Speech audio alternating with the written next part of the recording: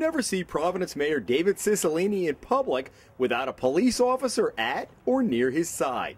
It's a detail that last year cost taxpayers $500,000 to cover the salary, overtime, and benefits of 4 veteran full-time officers. In an interview for last week's Hummel report, the mayor himself repeatedly portrayed the detail as standard operating procedure for any city similar in size to Providence.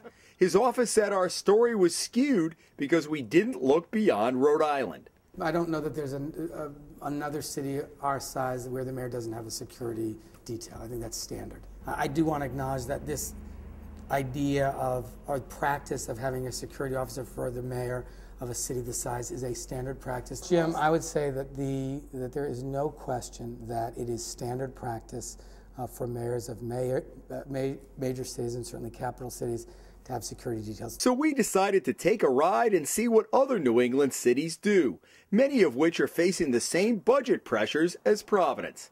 First stop, Worcester, the second largest city in Massachusetts and larger than Providence. City Manager Mike O'Brien is the equivalent of the mayor here in Worcester. No police detail for him, though. If he needs to go somewhere, he simply hops in the car and drives himself. From Worcester, we head west an hour to Springfield, the third largest city in the Bay State and the unofficial capital of Western Massachusetts. Mayor Dominic Sarno also drives himself. He once left his house in the middle of the night and unescorted drove to the scene of a gang murder. From there, he proceeded to walk the neighborhood, imploring the residents to help the police find those responsible. Half an hour to the south is Connecticut's capital city of Hartford, where Eddie Perez has been the mayor for nearly a decade.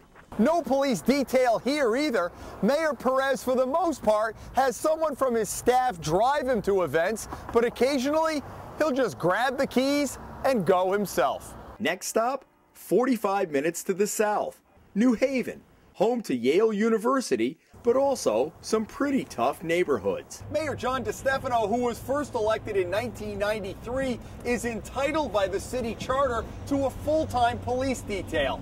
But he doesn't use one, only occasionally calling on a cruiser to get him to an event.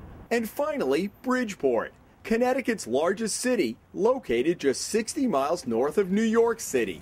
It also has its share of some pretty rough sections. Bill Finch was first elected in 2007, and he too likes to drive himself.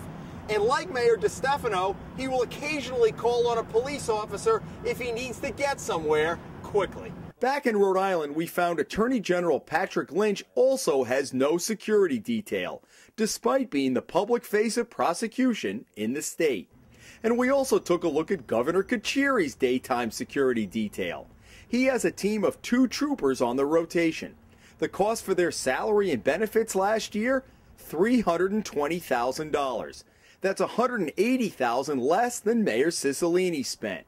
If you add in the governor's overnight security detail at his home, something Cicilline doesn't have, the total comes to $443,000.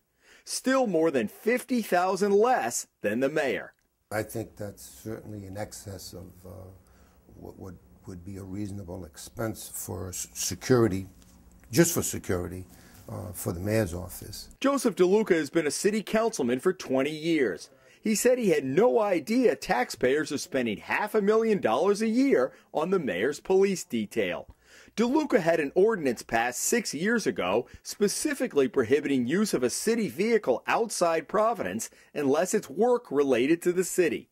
He says Cicilline's use of the mayor's Chevy Tahoe and a sworn officer to take him to campaign events now that he's running for Congress is a problem. Certainly if he's campaigning in Bristol, that's not any work related to Providence. Right. You have an issue with that? I do. If he was in another part of the state with a city vehicle,